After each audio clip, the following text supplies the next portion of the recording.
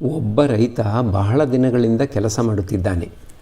ಆದರೆ ಕೆರೆಯ ನೀರು ಮಾತ್ರ ಇನ್ನೂ ಆತನ ಗದ್ದೆಗೆ ಬಂದಿಲ್ಲ.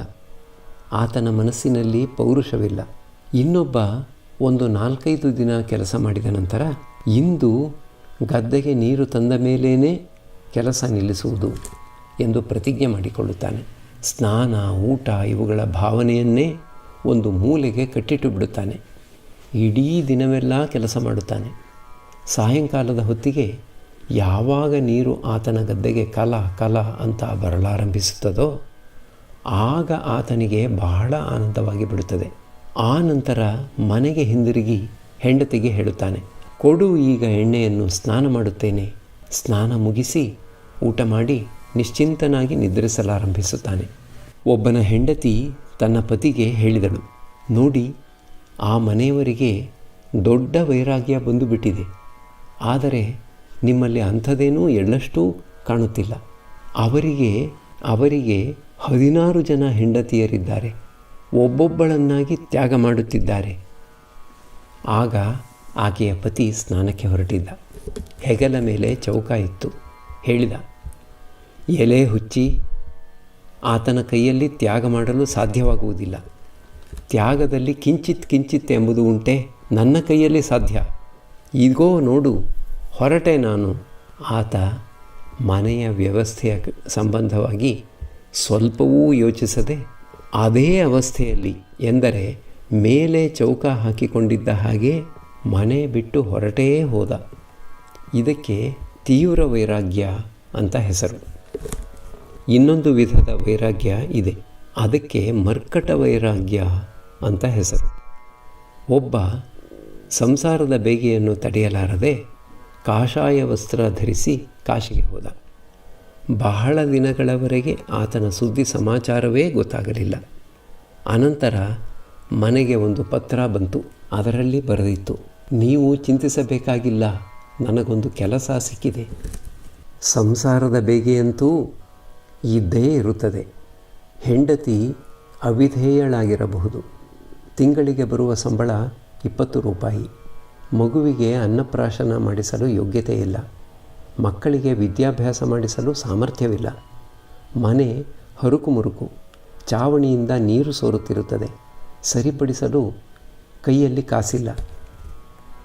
ಅದಕ್ಕಾಗಿಯೇ ಯುವಕರು ಬಂದಾಗ ನಾನು ಅವರನ್ನು ಕೇಳುವುದು, ನಿಮ್ಮ ಮನೆಯಲ್ಲಿ ಯಾರ್ಯಾರಿದ್ದಾರೆ ಎಂದು. ಮಹಿಮಚರಣನಿಗೆ, ನೀವು ಸಂಸಾರ ತ್ಯಾಗ ಮಾಡಬೇಕಾದ ಅವಶ್ಯಕತೆ ಏನಿದೆ? ಸಾಧುಗಳು ಎಷ್ಟೊಂದು ಕಷ್ಟಪಡಬೇಕು. ಒಬ್ಬನ ಹೆಂಡತಿ ತನ್ನ ಪತಿಗೆ ಹೇಳಿದಳು, ನೀವು ಸಂಸಾರವನ್ನು ತ್ಯಜಿಸಬೇಕು ಅಂತ ಇದ್ದೀರೇನು? ಏಕೆ? ನೋಡಿ, ನೀವು 8 ಮನೆಗಳ ಹೊಸ್ತಿಲು ಹೊತ್ತಿ ಭಿಕ್ಷೆ ಬೇಡಬೇಕಾಗುತ್ತದೆ.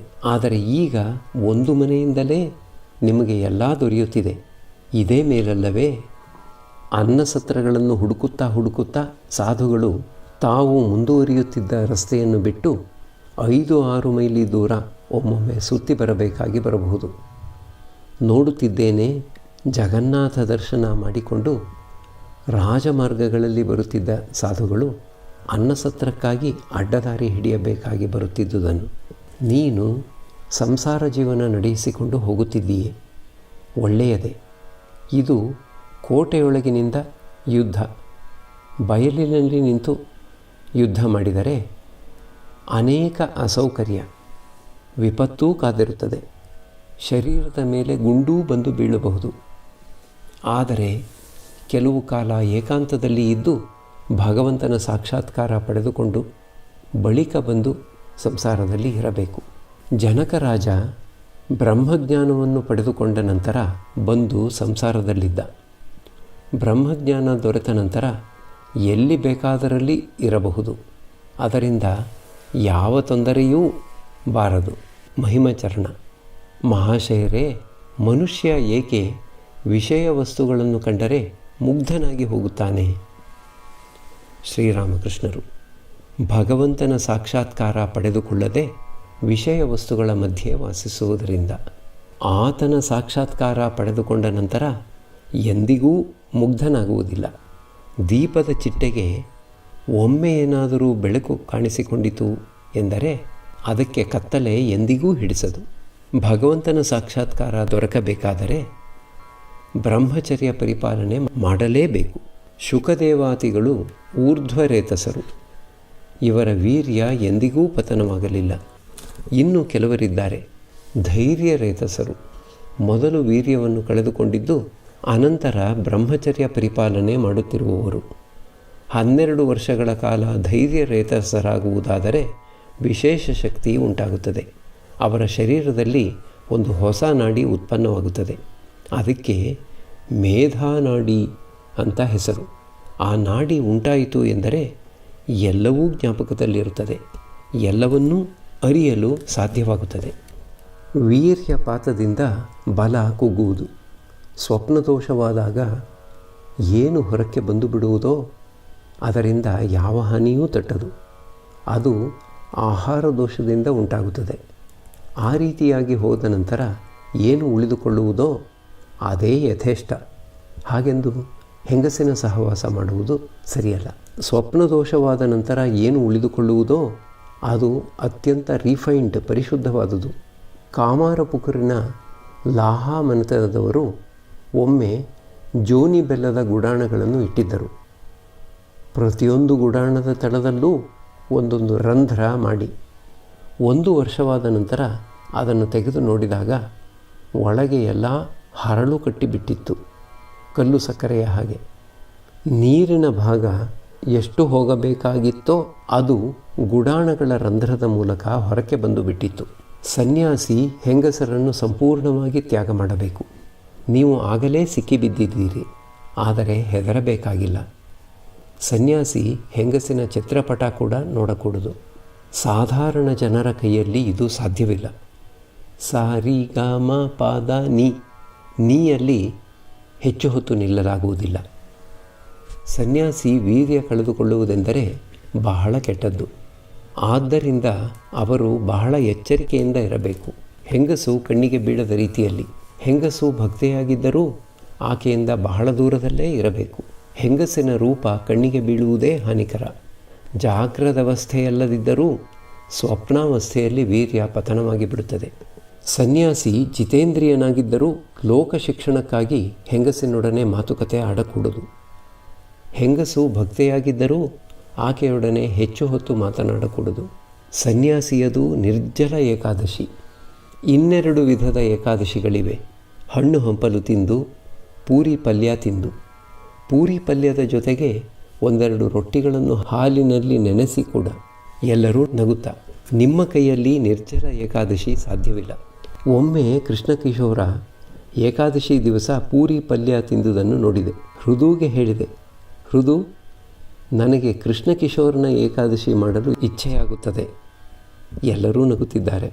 ಹಾಗೇ ಒಂದು ದಿನ ಹಾಗೇ ಒಂದು ಏಕಾದಶಿಯನ್ನು ಮಾಡಿದೆ. ಹೊಟ್ಟೆ ಬಿರಿಯುವ ಹಾಗೆ ತಿಂದೆ. ಮಾರನೇ ದಿನ ಏನು ತಿನ್ನಲೂ ಆಗಲಿಲ್ಲ. ನಗು. ಪಂಚವಟಿಗೆ ಹಠಯೋಗಿಯನ್ನು ನೋಡಲು ಹೋಗಿದ್ದ ಭಕ್ತರೆಲ್ಲರೂ ಹಿಂದಿರುಗಿ ಬಂದಿದ್ದಾರೆ. ಶ್ರೀರಾಮಕೃಷ್ಣರು ಅವರನ್ನು ಸಂಬೋಧಿಸಿ, ಏನು, ಆತ ನಿಮಗೆ ಹೇಗೆ ಕಂಡ? ನಿಮ್ಮ ಗಜಕಡ್ಡಿಯಿಂದ ಆತನನ್ನು ಅಳೆದು ಬಂದಿದ್ದೀರಿ ತಾನೆ? ಪರಮಹಂಸರಿಗೆ ತೋರಿ ಬಂತು. ಭಕ್ತರಲ್ಲಿ ಬಹುಭಾಗ ಜನರಿಗೆ ಆ ಹಠಯೋಗಿಗೆ ದುಡ್ಡು ಕೊಡಲು ಇಚ್ಛೆ ಇಲ್ಲದಿರುವ ಹಾಗೆ. ಶ್ರೀರಾಮಕೃಷ್ಣರು, ಸಾಧುವಿಗೇನಾದರೂ ದುಡ್ಡು ಕೊಡಬೇಕಾಗಿ ಬಂದರೆ ನಿಮಗೆ ಆತನನ್ನು ಕಂಡರೆ ಆಗುವುದಿಲ್ಲ. ರಾಜೇಂದ್ರ ಮಿತ್ರನಿಗೆ 800 ರೂಪಾಯಿ ಸಂಬಳ ತಿಂಗಳಿಗೆ. ಪ್ರಯಾಗದಲ್ಲಿ ಕುಂಭಮೇಳ ನೋಡಿ ಬಂದಿದ್ದ. ನಾನು ಆತನನ್ನು ಕೇಳಿದೆ, ಏನು ವಿಶೇಷ? ಮೇಳದಲ್ಲಿ ಯಾವ್ಯಾವ ರೀತಿ ಸಾಧುಗಳನ್ನು ನೋಡಿ ಬಂದೆ? ರಾಜೇಂದ್ರ ಹೇಳಿದ, ಅಲ್ಲಿ ಅಂಥ ದೊಡ್ಡ ಸಾಧುಗಳೇನೂ ಕಣ್ಣಿಗೆ ಬೀಳಲಿಲ್ಲವಲ್ಲ. ಒಬ್ಬರೇನೋ ಕಣ್ಣಿಗೆ ಬಿದ್ದರು, ಆದರೆ ಅವರೂ ಹಣ ಸ್ವೀಕರಿಸುತ್ತಿದ್ದರು. ನನಗೆ ನಾನೇ ಹೇಳಿಕೊಳ್ಳುತ್ತೇನೆ, ಸಾಧುವಿಗೆ ಯಾರೂ ದುಡ್ಡು ಕಾಸು ಕೊಡದೇ ಇದ್ದರೆ ಆತ ಹೊಟ್ಟೆ ಹೊರೆಯೋ ಬಗೆ ಹೇಗೆ? ಇಲ್ಲಿ ದಕ್ಷಿಣೆ ಕೊಡಬೇಕಾಗಿಲ್ಲ. ಆದ್ದರಿಂದ ಎಲ್ಲರೂ ಬರುತ್ತಿದ್ದಾರೆ. ನನಗೆ ನಾನೇ ಹೇಳಿಕೊಳ್ಳುತ್ತೇನೆ, ಆಹಾ, ಅವರು ಹಣವನ್ನು ಬಹಳವಾಗಿ ಪ್ರೀತಿಸುತ್ತಾರೆ. ಅವರು ಅದರಲ್ಲೇ ತೃಪ್ತರಾಗಿರಲಿ. ಪರಮಹಂಸರು ಈಗ ಸ್ವಲ್ಪ ವಿಶ್ರಮಿಸಿಕೊಳ್ಳುತ್ತಿದ್ದಾರೆ. ಒಬ್ಬ ಭಕ್ತ ಚಿಕ್ಕ ಮಂಚದ ಉತ್ತರದ ಕೊನೆಯಲ್ಲಿ ಕುಳಿತು ಅವರ ಪಾದಗಳನ್ನು ಮೆಲ್ಲಗೆ ಒತ್ತುತ್ತಿದ್ದಾನೆ. ಪರಮಹಂಸರು ಆತನಿಗೆ ಮೆಲ್ಲಗೆ ಹೇಳುತ್ತಿದ್ದಾರೆ, ಯಾರು ನಿರಾಕಾರನೋ ಆತನೇ ಸಾಕಾರನಾಗಿದ್ದಾನೆ. ಸಾಕಾರವನ್ನೂ ಒಪ್ಪಬೇಕು. ಕಾಳಿಯ ರೂಪವನ್ನು ಚಿಂತಿಸುತ್ತಾ ಮುಂದುವರೆದರೆ ಸಾಧಕನಿಗೆ ಕಾಳಿಯ ರೂಪದರ್ಶನವೇ ಆಗುತ್ತದೆ. ಅನಂತರ ನೋಡಬಹುದು ಆ ರೂಪವೇ ಅಖಂಡದಲ್ಲಿ ಲೀನವಾಗುವುದನ್ನು. ಯಾರು ಅಖಂಡ ಸಚ್ಚಿದಾನಂದನೋ ಆತನೇ ಕಾಳಿ. ಪರಮಹಂಸರು ತಮ್ಮ ಕೊಠಡಿಯ ಪಶ್ಚಿಮ ವರಾಂಡದಲ್ಲಿ ಮಹಿಮಚರಣನೇ ಮೊದಲಾದ ಭಕ್ತರೊಡನೆ ಕುಳಿತು ಆ ಹಠಯೋಗಿಯ ಸಂಬಂಧವಾಗಿ ಮಾತುಕತೆ ಆಡುತ್ತಿದ್ದಾರೆ. ಈಗ ಮಾತು ಕೃಷ್ಣಕಿಶೋರನ ಮಗ ರಾಮಪ್ರಸನ್ನ ಸಂಬಂಧವಾಗಿ ಆರಂಭವಾಯಿತು. ಪರಮಹಂಸರಿಗೆ ಆ ಯುವಕರನ್ನು ಕಂಡರೆ ಬಹಳ ಪ್ರೀತಿ. ಶ್ರೀರಾಮಕೃಷ್ಣರು, ರಾಮಪ್ರಸನ್ನ ಗೊತ್ತುಗುರಿಯಿಲ್ಲದೆ ಸುಮ್ಮನೆ ಅಲೆದಾಡುತ್ತಿರುತ್ತಾನೆ. ಅಂದು ಅವನು ಇಲ್ಲಿಗೆ ಬಂದು ಕುಳಿತಿದ್ದ. ಒಂದೂ ಮಾತು ಆಡಲಿಲ್ಲ. ಪ್ರಾಣಾಯಾಮ ಮಾಡುತ್ತಾ ಮೂಗಿನ ಹೊಳ್ಳೆಗಳನ್ನು ಅದುಮಿ ಹಿಡಿದು ಕುಳಿತಿದ್ದ. ತಿನ್ನಲು ಕೊಟ್ಟೆ, ಮುಟ್ಟಲಿಲ್ಲ. ಇನ್ನೊಂದು ದಿನ ಕರೆದು ಇಲ್ಲಿ ಕೂರಿಸಿದೆ. ಕಾಲ ಮೇಲೆ ಕಾಲು ಹಾಕಿಕೊಂಡು ಕುಳಿತುಕೊಂಡ. ಕ್ಯಾಪ್ಟನ್ ಕಡೆ ಕಾಲು ಚಾಚಿ. ಆತನ ತಾಯಿಯ ದುಃಖ ನೋಡಿ ನಾನು ಅಳುತ್ತಿರುತ್ತೇನೆ. ಮಹಿಮಚರಣನಿಗೆ, ಆ ಹಠಯೋಗಿಯ ಸಂಬಂಧವಾಗಿ ನಿನಗೆ ಹೇಳುವಂತೆ ರಾಮಪ್ರಸನ್ನ ನನಗೆ ಹೇಳಿದ್ದಾನೆ. ದಿನದ ಖರ್ಚು 6.5 ಆಣೆ. ತಾನಾಗಿಯೇ ಬಂದು ಅದನ್ನು ಹೇಳುವ ಧೈರ್ಯ ಆತನಿಗಿಲ್ಲ. ಮಹಿಮಚರಣ ಹೇಳಿದರೆ ಆತನ ಮಾತಿಗೆ ಬೆಲೆ ಕೊಡುವವರಾರು? ಪರಮಹಂಸರು ಈಗ ತಮ್ಮ ಕೊಠಡಿಗೆ ಹಿಂದಿರುಗಿ ಬಂದು ತಮ್ಮ ಸ್ವಸ್ಥಾನದಲ್ಲಿ ಕುಳಿತುಕೊಂಡಿದ್ದಾರೆ. ಪಾನಿಹಾಟಿಯ ಮಣಿಸೇನ ತನ್ನ ಒಬ್ಬಿಬ್ಬರು ಸ್ನೇಹಿತರೊಡನೆ ಕೊಠಡಿಗೆ ಬಂದು ಕುಳಿತುಕೊಂಡು ಪರಮಹಂಸರ ಪೆಟ್ಟು ತೆಗೆಲಿದ ಕೈಯ ವಿಚಾರವಾಗಿ ಅದನ್ನು ಕೇಳಿ ತಿಳಿದುಕೊಳ್ಳುತ್ತಿದ್ದಾನೆ. ಆತನೊಡನೆ ಬಂದಿದ್ದ ಸ್ನೇಹಿತರಲ್ಲಿ ಒಬ್ಬ ಡಾಕ್ಟರ್ ಪ್ರತಾಪ ಮುಜುಮ್ದಾರ ಪರಮಹಂಸರಿಗೆ ಕೊಡುತ್ತಿದ್ದ ಔಷಧವನ್ನು ಆತ ಒಪ್ಪಲಿಲ್ಲ. ಪರಮಹಂಸರು ಆತನಿಗೆ ಹೇಳುತ್ತಿದ್ದಾರೆ, ಆತನೇನು ಪೆದ್ದನಲ್ಲ, ಏಕೆ ಹಾಗೆ ಹೇಳುತ್ತಿದ್ದೀಯೇ? ಆ ಸಮಯಕ್ಕೆ ಸರಿಯಾಗಿ ಲಾಟು ಗಟ್ಟಿಯಾಗಿ ಹೇಳಲಾರಂಭಿಸಿದ. ಅಯ್ಯೋ, ಔಷಧದ ಸೀಸೆ ಕೆಳಕ್ಕೆ ಬಿದ್ದು ಒಡೆದು ಹೋಗಿಬಿಟ್ಟಿತಲ್ಲ. ಇನ್ನೂ ಸಾಯಂಕಾಲವಾಗಿಲ್ಲ. ಪರಮಹಂಸರು ತಮ್ಮ ಸ್ವಸ್ಥಾನದಲ್ಲಿ ಕುಳಿತು ಮಾಸ್ಟರೊಡನೆ ಮಾತುಕತೆಯಾಡುತ್ತಿದ್ದಾರೆ. ಮಹಿಮಚರಣ ಅರ್ಧಚಂದ್ರಾಕೃತಿಯ ವರಾಂಡದಲ್ಲಿ ಕುಳಿತು ಮಣಿಸೇನನೊಡನೆ ಬಂದಿದ್ದ ಡಾಕ್ಟರರೊಡನೆ ಉಚ್ಚ ಕಂಠದಿಂದ ಶಾಸ್ತ್ರಗಳ ಸಂಬಂಧವಾಗಿ ಮಾತುಕತೆ ಆಡುತ್ತಿದ್ದಾನೆ. ಪರಮಹಂಸರು ತಾವು ಕುಳಿತಲ್ಲೇ ಎಲ್ಲವನ್ನೂ ಕೇಳುತ್ತಾ ಸ್ವಲ್ಪ ನಕ್ಕು ಮಾಸ್ಟರಿಗೆ ಹೇಳುತ್ತಿದ್ದಾರೆ, ಅಲ್ಲಿ ನೋಡು, ಸುಮ್ಮನೆ ಒದರುತ್ತಿದ್ದಾನೆ. ಇದು ರಜೋಗುಣದ ಪ್ರಭಾವ. ರಜೋಗುಣವಿದ್ದರೆ ಪಾಂಡಿತ್ಯ ತೋರಿಸಿಕೊಳ್ಳಬೇಕು, ಲೆಕ್ಚರ್ ಕೊಡಬೇಕು ಅಂತ ಅನಿಸುತ್ತದೆ. ಸತ್ವಗುಣದಿಂದ ಅಂತರ್ಮುಖತೆ ಉಂಟಾಗುತ್ತದೆ. ಸದ್ಗುಣಗಳನ್ನು ಬಚ್ಚಿಟ್ಟುಕೊಳ್ಳುವಂತೆ ಅದು ಪ್ರೇರೇಪಿಸುತ್ತದೆ. ಆದರೆ ಇದನ್ನು ಹೇಳಲೇಬೇಕಾಗುತ್ತದೆ. ಮಹಿಮಚರಣ ಬಹಳ ಒಳ್ಳೆಯ ದೊಡ್ಡ ಮನುಷ್ಯ. ಭಗವತ್ ಸಂಬಂಧವಾದ ಮಾತುಕತೆ ಕಂಡರೆ ಆತನಿಗೆ ಬಹಳ ಉಲ್ಲಾಸ. ಅಧರಸೇನ ಕೊಠಡಿಯನ್ನು ಪ್ರವೇಶಿಸಿ ಪರಮಹಂಸರಿಗೆ ಪ್ರಣಾಮ ಮಾಡಿ ಮಾಸ್ಟರ್ ಹತ್ತಿರ ಕುಳಿತುಕೊಂಡ. ಈಗ ಕೆಲವು ದಿನಗಳಿಂದ ಆತ ಇಲ್ಲಿಗೆ ಬಂದಿರಲಿಲ್ಲ. ಶ್ರೀರಾಮಕೃಷ್ಣರು, ಏನು ಸಮಾಚಾರ? ಇಷ್ಟು ದಿನಗಳಿಂದ ಇಲ್ಲಿಗೆ ಬರಲಿಲ್ಲವಲ್ಲ, ಏಕೆ? ಅಧರಸೇನ, ಹೌದು, ಹೆಚ್ಚಾಗಿ ಕೆಲಸ ಬಂದು ಬಿಟ್ಟಿತ್ತು. ಸ್ಕೂಲಿನ ಮೀಟಿಂಗು, ಇನ್ನೂ ಏನೇನೋ ಮೀಟಿಂಗುಗಳಿಗೆ ಹೋಗಬೇಕಾಗಿ ಬಂದು ಬಿಟ್ಟಿತ್ತು. ಶ್ರೀರಾಮಕೃಷ್ಣರು, ಸ್ಕೂಲು, ಮೀಟಿಂಗು ಇವುಗಳಲ್ಲೇ ನಿರತನಾಗಿ ಎಲ್ಲವನ್ನೂ ಸುಮ್ಮನೆ ಮರೆತು ಬಿಟ್ಟಿದ್ದೀಯಾ? ಅಧರಸೇನ ವಿನಯದಿಂದ, ಹೌದು, ಎಲ್ಲವೂ ಮರೆತು ಹೋಗಿಬಿಟ್ಟಿತು. ಈಗ ನಿಮ್ಮ ಕೈ ಹೇಗಿದೆ? ಶ್ರೀರಾಮಕೃಷ್ಣರು, ಇಲ್ಲಿ ನೋಡು, ಇನ್ನೂ ಗುಣವಾಗಿಲ್ಲ. ಪ್ರತಾಪನ ಔಷಧವನ್ನು ತೆಗೆದುಕೊಳ್ಳುತ್ತೇನೆ. ಸ್ವಲ್ಪ ಹೊತ್ತಾದ ನಂತರ ಪರಮಹಂಸರು ಇದ್ದಕ್ಕಿದ್ದ ಹಾಗೆ ಅಧರಸೇನನ ಕಡೆ ತಿರುಗಿ ಹೇಳುತ್ತಿದ್ದಾರೆ, ನೋಡು, ಇವೆಲ್ಲ ಅನಿತ್ಯ. ಮೀಟಿಂಗು, ಸ್ಕೂಲು, ಆಫೀಸು ಇವೆಲ್ಲ ಅನಿತ್ಯ. ಭಗವಂತನೊಬ್ಬನೇ ವಸ್ತು, ಉಳಿದುವೆಲ್ಲ ಅವಸ್ತು. ಇಡೀ ಮನಸ್ಸಿಟ್ಟು ಭಗವಂತನನ್ನು ಪೂಜಿಸಬೇಕು. ಅಧರಸೇನ ಒಂದು ಮಾತನ್ನೂ ಆಡದೆ ಸುಮ್ಮನೆ ಕುಳಿತಿದ್ದಾನೆ. ಶ್ರೀರಾಮಕೃಷ್ಣರು, ಇದೆಲ್ಲ ಅನಿತ್ಯ. ಈ ಶರೀರ ಈಗಿದ್ದುದು ಈಗಿರದು. ಕಾಲ ವಿಳಂಬ ಮಾಡದೆ ಭಗವಂತನನ್ನು ಕರೆಯಲು ಉಪಕ್ರಮಿಸಬೇಕು. ನೀನು ಎಲ್ಲವನ್ನೂ ತ್ಯಾಗ ಮಾಡಬೇಕಾದ ಅವಶ್ಯಕತೆ ಏನೂ ಇಲ್ಲ. ಆಮೆಯ ಹಾಗೆ ಸಂಸಾರದಲ್ಲಿ ವಾಸಿಸು. ಆಮೆ ಸ್ವೇಚ್ಛೆಯಿಂದ ನೀರಿನಲ್ಲಿ ಈಜಾಡುತ್ತಿರುತ್ತದೆ. ಆದರೆ ಅದು ಮೊಟ್ಟೆಯನ್ನು ಮಾತ್ರ ದಡದಲ್ಲಿ ಇಟ್ಟಿರುತ್ತದೆ. ಅದರ ಇಡೀ ಮನಸ್ಸೆಲ್ಲ ಮೊಟ್ಟೆಯೆಲ್ಲೋ ಅಲ್ಲೇ. ಕ್ಯಾಪ್ಟನ್ ಎಂಥ ಒಳ್ಳೆ ಗುಣಗಳನ್ನು ರೂಢಿಸಿಕೊಂಡಿದ್ದಾನೆ. ಪೂಜೆಗೆ ಕುಳಿತಾಗ ಆತನನ್ನು ಒಬ್ಬ ಋಷಿಯೇ ಅಂತ ಹೇಳಬಹುದು. ಕರ್ಪೂರದಿಂದ ಮಂಗಳಾರತಿ ಮಾಡುತ್ತಾನೆ. ಒಳ್ಳೊಳ್ಳೆ ಸ್ತೋತ್ರಗಳನ್ನು ಹೇಳುತ್ತಾನೆ. ಪೂಜೆ ಮುಗಿಸಿ ಎದ್ದಾಗ ಕಣ್ಣುಗಳು ಇರುವೆ ಕಡಿದು ಬಿಟ್ಟಿವೆಯೋ ಏನೋ ಅನ್ನುವ ಹಾಗೆ ಕಾಣಬರುತ್ತದೆ. ಯಾವಾಗಲೂ ಗೀತೆ, ಭಾಗವತ ಇವೇ ಮುಂತಾದವನ್ನು ಪಾರಾಯಣ ಮಾಡುತ್ತಿರುತ್ತಾನೆ. ಒಮ್ಮೆ ನಾನು ಆತನೆದರು ಒಂದೆರಡು ಇಂಗ್ಲೀಷ್ ಶಬ್ದಗಳನ್ನು ಉಪಯೋಗಿಸಿಬಿಟ್ಟೆ. ಅದಕ್ಕೆ ಆತನಿಗೆ ಕೋಪ ಬಂದು ಬಿಟ್ಟಿತು. ಹೇಳಿದ, ಇಂಗ್ಲೀಷು ವಿದ್ಯಾಭ್ಯಾಸ ಮಾಡಿರತಕ್ಕವರು ಭ್ರಷ್ಟಾಚಾರಿಗಳು.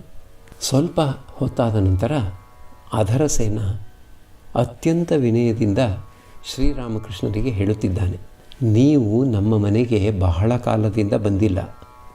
ಬೈಠಕ್ಖಾನೆ ದುರ್ವಾಸನೆಯಿಂದ ಕೂಡಿದೆ. ಯಾವ ಕಡೆ ತಿರುಗಿ ನೋಡಿದರೂ ಕೇವಲ ಅಂಧಕಾರ.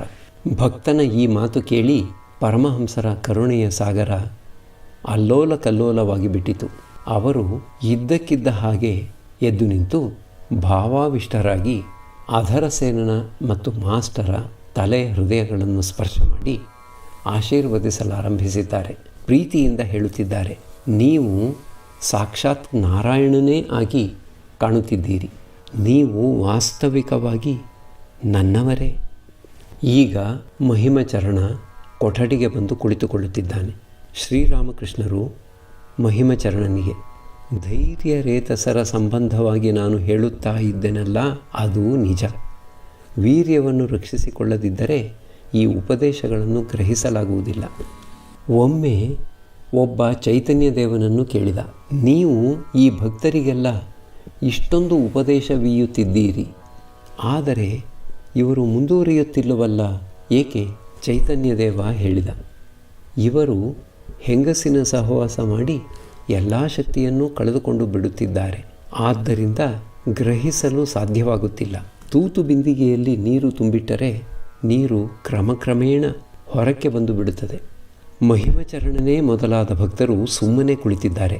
ಸ್ವಲ್ಪ ಹೊತ್ತಾದ ನಂತರ ಮಹಿಮಚರಣ ಕೇಳಿಕೊಳ್ಳುತ್ತಿದ್ದಾನೆ, ಭಗವಂತನಲ್ಲಿ ನಮಗಾಗಿ ಪ್ರಾರ್ಥನೆ ಮಾಡಿ, ನಮಗೆ ಆ ಶಕ್ತಿ ಉಂಟಾಗುವ ಹಾಗೆ. ಶ್ರೀರಾಮಕೃಷ್ಣರು, ಈಗಲೂ ನೀವು ಎಚ್ಚರಿಕೆಯಿಂದಿರಬೇಕು. ಆಷಾಢ ಮಾಸದ ಮಳೆಯ ಪ್ರವಾಹವನ್ನು ತಡೆಯುವುದೆಂದರೆ ಸ್ವಲ್ಪ ಕಷ್ಟವೇ. ಆದರೆ ಇಷ್ಟರಲ್ಲಿ ನೀರು ಬಹಳವಾಗಿ ಹರಿದು ಹೋಗಿಬಿಟ್ಟಿದೆ. ಈಗ ಕಚ್ಚೆ ಕಟ್ಟಿದರೆ ಅದು ನಿಂತುಕೊಂಡು ಬಿಡುತ್ತದೆ.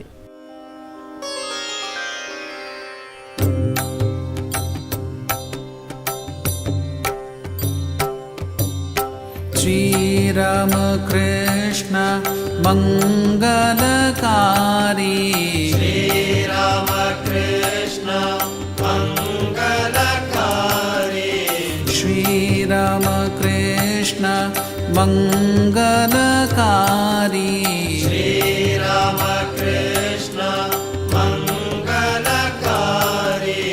ನಮೋ ನಾರಾಯಣ ಭವದುಃಖಹಾರಿ, ನಮೋ ನಾರಾಯಣ ಭವದುಃಖಹಾರಿ, ನಮೋ ನಾರಾಯಣ ಭವದುಃಖಹಾರಿ, ನಮೋ